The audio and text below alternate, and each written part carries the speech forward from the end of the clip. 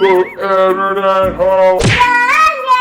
for today's video, mga curls, we're gonna be doing a comparison video of the BLK concealers versus, finally, for the longest time, ang dami sa inyo nag-request nito, the Get Ready With Me Radiance Tints or / their concealers. So, titingnan nga natin kung sino ba ang mas masikip. Ang gawang artista ba or ang gawang influencer, diba? So, yan yung mga curls. In this video, I also tried the concealer shades, like the brightening shades, the contour shades, their cool tone shades, kung nakakashikip nga ba. I used it on my cheekbones, my nose, my temples, the whole shebang. And also in this video, I'll be doing a wear test kung sino ba mas nakakashikip. And even when it comes to the coverage, texture, and everything in shades, we got it all here, mga curls. And of course, mga curls, in case you're new to this channel, don't forget to subscribe down below. Hit that bell notification icon so you're always notified. And lastly, mga curls, I'll be leaving all my social media links over here. So without further ado, mga curls, let's get started!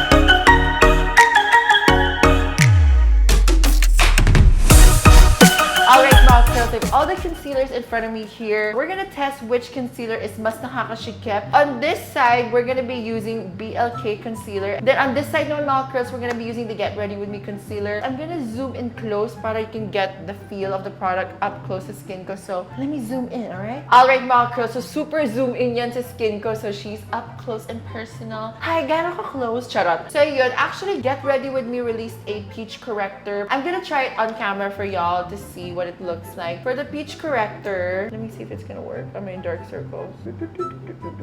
Alright, so let me just put the peach corrector on my under eyes. Ito ha, this is not biased. Hindi ako sponsored. I bought this myself actually. I was expecting I would not like the peach corrector kasi sabi ko, sanay ako sa ganito. This is MAC color corrector. This is the orange shade. This is my dark circle. This is the peach corrector. It neutralized my dark circles. To be fair naman, mga curls, kay BLK, kasi si BLK wala silang color corrector. I'm also gonna be using the peach corrector on this side of my eye para patas yung laban. Parang sa election, kailangan patas. Charot! Charot to think, onti lang nilagay ko ah. I just put a couple of dots. Tingnan nyo how it neutralized my dark circles. Like, you can even see my lids is darker and then my under eyes. Alam nyo, I bought this. Sabi ko, I have a feeling hindi to gagana sa akin kasi I'm more of an orange color corrector. But my gosh!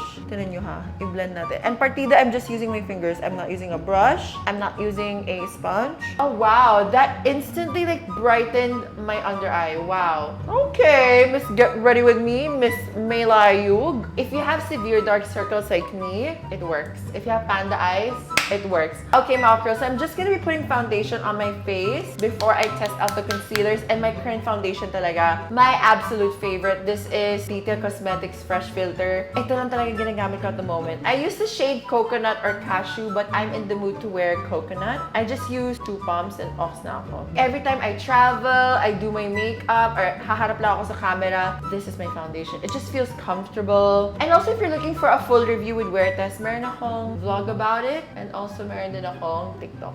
I'm just gonna apply that on my face. And also, mga curls, I noticed with this foundation, it works better with a brush. So I'm just using a foundation brush. This is yung kay Mama Ann. This is the Ann Klutz foundation brush. I'm using this one. It lays super nicely on the skin. And it's so soft. Like, look at the foundation. Oh my god. If you're looking for a full review neto, I'll just link it down below. Let me just apply my foundation. Foundations. At saka alam niyo, mga curls, napansin ko sa peach corrector, hindi siya humahalo sa foundation. In fairness, Get Ready With Me if you're watching. You guys, talo niyo pa yung high-end, ha? Alright, mga curls, the foundation is on, so here's the moment of truth. We're gonna be using the concealers. So BLK came out with 5 shades, and meron din silang contour shade. It's like a cool tone color. Let's give it a try if she actually works. Then we have 4 concealers here. Let me just swatch them all for you, mga curls. So this is in the shade Oat. That's light. Okay. We have next is Buttermilk. So let's try Buttermilk. This is ang puputi. Hold on. We have Chestnut. Yeah, Chestnut is still a little bit light for me. Hold on. Then next we have is Creme. These are freaking pale. Alam nyo, if I'm wearing foundation, this is the only time I would use these concealers. This last we have is Cocoa. This is their contour shade. Alam niyo, mga girls, this concealer came at a time where I have a reference. You know what's my reference when it comes to contour? Ito ha. Ang pinaka-favorite kong contour stick at the moment or contour shade that I use as reference, the Vice Cosmetics Multiganda stick in the shade Achieve. This is their cool tone contour versus BLK. This is cool tone. It's neutral. Yung kay BLK, straight up gray. Like, alam niyo, if I'm gonna be completely honest, medyo magiging muddy to as a contour. Ito yung sa Vice. It looks more natural. Alright, that's the shades ng BLK, and the shades ng concealer, a little too light. Alright, so I'm just gonna swatch the Get Ready With Me concealers. Alam nyo, I have all the shades, but I just chose the shades that I feel like is closest to my skin color. Kasi, in fairness, pagdating sa Get Ready With Me concealers, they have a lot of shades. So, kudos to Get Ready With Me for making that initiative. And it's not easy making a lot of shades when it comes to concealer, so I really appreciate the inclusivity. And for me, to be honest, brands, that's how it's done. Alam mo yun? So, the shades I chose that I feel like is closest to my skin color is Chestnut. Look how rich that is, oh. Kumpara sa, I'm sorry, BLK. Pero yun nga, compared to BLK, it's so pale. Oh, this one has color. And then this is the shade Umber. Ayan, that's Umber. Notice the contrast difference ng Get Ready With Me versus BLK. And then for contour shades, I chose 3. We have Caramel. Ang ganda, oh. Shit. Get Ready With Me, my God. Then we have Cocoa. See, oh, this is what I'm talking about. Look at Cocoa. It's a dark shade. It's neutral, but it's not gray. Even ito, this is Caramel. It's still not gray. I'll show you a side-by-side comparison, ha. And then this is Toffee. This is perfectly neutral. Parang kaparehas na siya ng Vice Cosmetics Multiganda Sticks. It's not gray, it's neutral. Ito yung sa BLK. BLK, if you're watching, this is a sign that you need improvement dito. Cool tone siya, pero ayun o, literally gray. Ang mangyayari dyan, if you use it as a contour, magmumukha siyang semento, which I'll show you mga girls. Then, they have here, bagong shade to. This is Honey from Get Ready With Me Cosmetics. Ito si Honey. That's their new cool tone shade. Compare mo kay BLK, ha? This is BLK, this is Honey. Si Honey parang may buhay, no? It's cool tone pero it has life to it. Si BLK, this is gray. Actually, I'm gonna swatch it side by side, just the 2 colors, para makita nyo. Alam niyo mga girls, I have a lot of things to do today. It's a busy day. I'm actually getting ready for the day kasi I have a lot of things to do. Low-key, ayoko suotin si BLK. So this is Honey ng Get Ready With Me. Then this is BLK. Look at the contrast difference. Ito si BLK, this is their cool tone contour. This is Get Ready With Me, this is their cool tone contour. As you can see, this is straight up cemento. It matches my background. Tignan nyo. Get Ready With Me, I swear, may layog. You're such a beauty guru. You really can tell na beauty guru talagang gumawa kasi that's a color ng cool tone. Ito, this is straight up gray. I'm gonna show you the difference. For my concealer, I usually use Chestnut sa under eyes. Let's apply this on my under eye. Tsaka alam nyo, one thing I like about Get Ready With Me concealer, it smells good. I'm just gonna apply that. I love the color. I'm not being biased. I've tried these concealers before pa. Then for the BLK concealers, alam nyo, if I'm gonna be completely honest, I'm not sure what to use kasi BLK, if you just need improvement, you need some depth. These are all the same shades. It's just a different undertone. You know what I mean? It's just like the same thing in different fonts. Yun lang. We're gonna use Chestnut. So I'm gonna put this on my under eye. It's still light. Look at the difference. Ito si Chestnut. I just realized I'm using Chestnut ng BLK and then Chestnut ng Get Ready With Me. Battle ng Chestnut. Kaninong Chestnut ang nakakshikeeep? Charot. Tignan mo, medyo pale to. This one has a more golden undertone. I noticed right away when it comes to the consistency of the concealer, BLK is thinner and it has less coverage. Unlike Get Ready With Me, it has more coverage. Mind you, nag-apply ako ng peach corrector on both eyes para patas yung laban.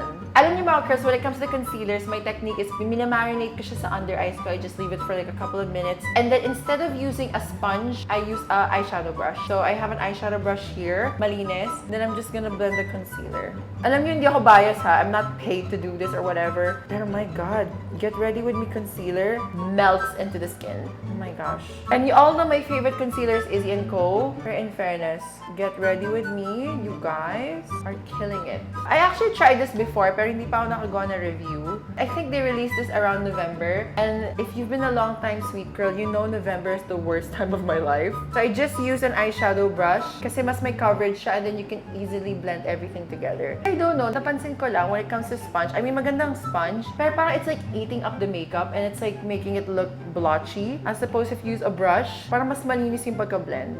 Tapos I'm gonna take another brush. This is for BLK. Wait lang, na-try ko na tong concealer before eh. It doesn't have that much coverage. Ayun na, nagiging streaky siya. Oh my gosh! It's kind of streaky. Tapos parang nawawala yung concealer. And I'm using a brush. Kaya nga ako gumamit ng brush para hindi mawala yung concealer eh. You guys, I can't have a flop makeup. I'm gonna be on camera today. Tignan mo, itong side na to, you can see my dark circles peeking through. And parang sinira niya yung peach corrector ng Get Ready With Me. And you notice this eye is brighter than this eye. Diba? Ay, kung tutusin, mas pale yung color nito compared to dito. Ooh, BLK, this needs some work, babes. Alam nyo, kung pwede lang gamitin ko na yung Get Ready With Me dito eh. Oh my gosh. The remaining concealer, I'm gonna put it on my lids. If you guys are gonna see my other content na medyo wonky yung under eyes ko, please don't judge me. It's the concealer, okay? I'm doing a review. As you can see, dito pa lang oh, right away, this is brighter than this.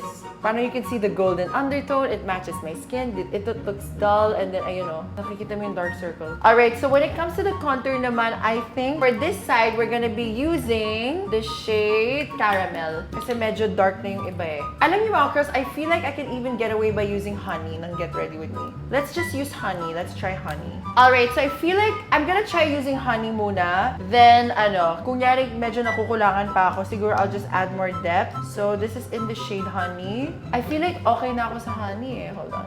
Yeah, medyo too light siya. It's kinda light. Okay siya siguro sa mga ilong, ganon. Let's put Caramel. See, ang ganda oh. I'm gonna be using this brush and then I'm gonna blend her out. Oh my God. Alam nyo, if there's one thing I noticed Get Ready With Me Cosmetics, hindi nyo dinadarag yung foundation. Oh my God, that is so nice. Okay, girl. Shut up, bitch! Then, on the temples, I'm gonna be using Caramel. Alam nyo, if there's also one thing I noticed kay Get Ready With Me, it doesn't destroy the foundation. It just lays on top. That's what I'm noticing. Unlike yung sa BLK, ayun na, sinisira na niya yung foundation. Share ko lang ha, one of my biggest insecurities lagi is when my makeup is not cute. Ayan, nahihiya ako magharap sa camera. I love when my makeup looks perfect. Oh my God, you can see this side, it's already chiseled. Alam nyo, just for funsies, I'm gonna be using Toffee on the jawline naman. Para mas dark. Ito, I have a tip for y'all. Kung ano yung contour shade na ginamit mo sa cheekbones, pagdating sa jawline, go a shade darker para mas sculpted siya talaga. Ayan, mas darker. Kasi initially, when you look forward, your shadow on your jawline is darker than your cheekbones. So, oh my God, ang ganda na. And I'm only using dots ha. Auntie lang yan ha. See, a little dot goes a long way. You guys. Okay, I'm just gonna blend the concealer ganyan. Oh my God, like this is so sharp. Tapos whatever's left, apply mo na lang siya sa cheekbone contour mo. Ang ganda! Yep, that's how you make a contour shade. Get Ready With Me. Good job. So I used the shade Caramel on my temple. And then ito medyo humalo yung shade ni Honey and Caramel, which I think is the perfect shade. So if I'm missing something, siguro for me lang, Get Ready With Me Cosmetics, if you can add a shade that's similar to Honey mixed with Caramel, ang ganda niya on morenas. On the jawline, I used Toffee. 3 dots, yun na yun. 3 dots lang yan. Sobrang sculpted na. The concealer, it's so bright. It's still on my under eye. And then as you can see sa BLK, it's almost to the point na wala na yung concealer. Parang kinain na ng skin ko. That's what it looks like. So, BLK, I'm sorry. What's up with that? Alright, ito na. Kinakabahan na ako. So, I'm gonna use the shade Cocoa ni BLK. So, we're gonna be using it on this side.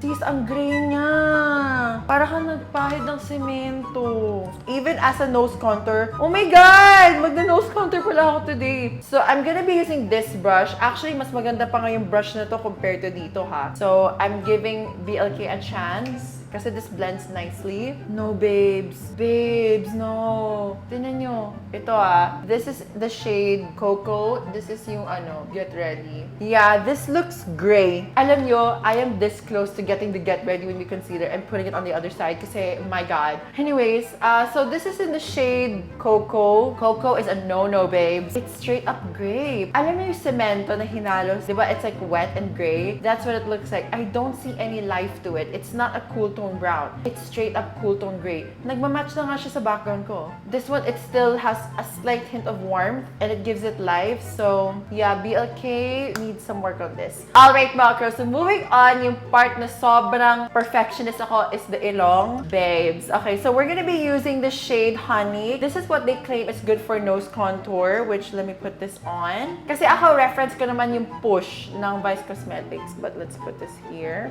Okay. I'm gonna use this brush. Because I'm gonna blend it on my nose. Parang napasobra nga ako eh. I think 1 dot is enough. For me lang, pagdating sa nose contour, kasi I think it's personal preference, gusto ko plakado. Kasi ako pagdating sa nose contour, my reference is Vice Cosmetics Multiganda Purple Stick in the shade Push. Mas prefer ko yun. Is she a good nose contour? Yes. This one, yes. But is she better than Vice?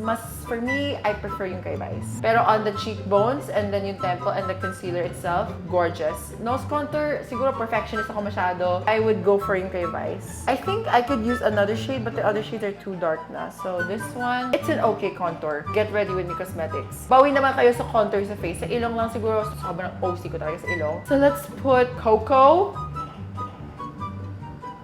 Let me just blend her out. Tinan nyo ha, this is what I'm talking about if mali yung color na pang contour. Even though Get Ready With Me Cosmetics, yung honey na shade, I'm not the biggest fan of. It's like an okay concealer. Tinan nyo ha, it's still blended on my skin. Whereas, since yung undertone ng BLK is very off to a natural skin tone, para ka nagpahid ng mud. Tinan nyo ha. This one, oh, it's even worse in person. Wait lang, where's my foundation? Foundation brush. This needs to go. No, we are not working with this. No, babes.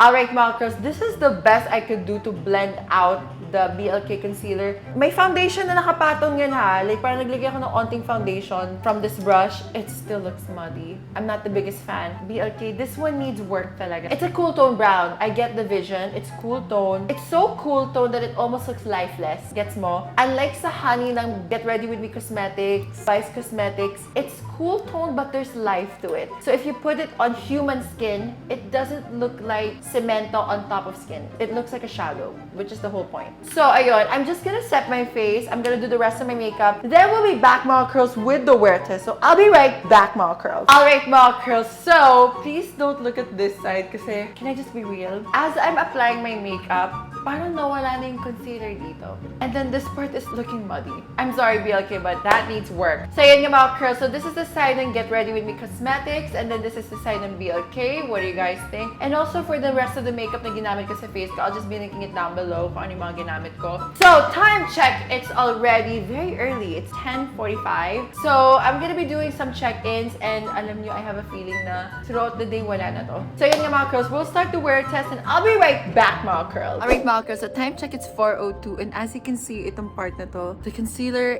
is gone. Like, my dark circle is peeking through and yeah, parang wala na siyang makeup. So, it's been like 7 hours na and you can still see the concealer ng Get Ready With Me still here. Ito, it's gone. And the nose naman, it's still here. So what I did today, naglinis ako ng house and I did some stuff today. Nag-film ako ng content. Hindi ako masyadong pinawisan, but yeah, I'm just baffled. Yung sa BLK talaga, it's like almost gone. Parang pawala na yung makeup ko. So I'll do a final check-in sa SLR and then I'll be right back, mga curls. Alright, mga curls. So I'm back and time check, it's already 7:07. It's been a long day. So I'm actually gonna zoom in close, mga curls, so you guys can see the concealer. Alam nyo, Get Ready With Me Cosmetics stayed on well. Medyo na-fade na yung concealer dito. The contour, medyo nawawala. But the under eye is holding up really well and also the contour in my temple. However, BLK, this part is almost non-existent. Like literally, you can already see my dark circles. The contour is still there, but I don't like the color. In terms of coverage and longevity, it's almost not like a concealer. It's like a skin tint almost in coverage niya. Long wearing, it's not super long wearing kasi you can already see my dark circles here a little bit. But Get Ready With Me concealer, it stayed on really well. Yung sa ilong naman medyo nawala siya. And also the contour, medyo nawawala na siya. But so far, I will still rate her at 8/10. However, si BLK, I love you. I get the concept. I like the fact that they added another shade. Wait, mag-zoom out nga ako. So, ayun, BLK, I just would suggest for concealers, okay yung coverage niya if they would market this as a skin tint. Sure, it's very sheer. Longevity-wise, I wish it was more long-lasting lang. And also, in terms of the color, yung si Coco, it's literally gray. Hindi siya cool tone brown, it's gray. Almost, it will match my background if you see the swatches kanina. So, this one just needs improvement. I like the concept. I like that they considered adding more shades for contour, but they just missed the mark, you know. Konting tweak lang magiging okay to eh. However, get ready with me Cosmetics. I'm not biased. You guys did such an amazing job dito. Coverage, blendability, shade range. Ang pinaka-shocking sa akin dito is the Peach Corrector. I was expecting I would hate the Peach Corrector. Sabi ko, oof, I feel like masyado tong light sa under eyes ko. It's not gonna color correct my under eyes. But as you can see, my under eyes here, erased. Talagang it's cleared. Pero ito medyo nawawala na yung concealer dahil sa BLK. Partida, gumamit pa ako ng Peach Corrector neto. It came off because the BLK just smudged it all off. Get ready with me Cosmetics. Super galing nyo. BLK, I know you can make improvements when it comes to your concealers. I think they released this nung July of 2021 last year, if I could remember. I didn't like the concealer, to be honest with you, pero I wish they took the time to improve the concealers kasi it feels to me like a skin tint. Hindi siya like a concealer. For a concealer, I was expecting more coverage. That's why you put a skin tint to even out your skin tone. Then you put concealer to cover your blemishes, to cover it all out. So for this one, mga girls, based on my comparisons, it all boils down to this. Kung sino nga ba mas mashika? And the answer is, mga curls, we have is Get Ready With Me Cosmetics. So alam niyo, mga curls, if you're looking for a sign to buy Get Ready With Me Cosmetics, get it na, mga curls. Like, I swear, if you're waiting for my approval ng Radiance Tints na Peach Color Corrector, girl, you have my approval. Kasi nung una pa lang, I was expecting na mapapagamit ako ng MAC Cosmetics, but no, we're gonna use her. She's so good. At saka hindi siya orange, tignan, it makes the concealer brighter. And when it comes to the contour, mga curls, they also did a really good job with this one. Alright, mga curls, so that concludes this comparison video of the Get Ready With Me Radiance Tints versus the BLK Lifeproof Airy Concealers. What do you guys think? Like, comment down below which of the shades and which of the concealers are you most likely gonna get. Obviously, alam niyo na ano yung sa akin. And of course, mga curls, I hope you found this video interesting and helpful. Don't forget to like, comment, and subscribe down below. And of course, mga curls, very important is to stay mashikeeep. Mama ba? How's it, Bye, guys!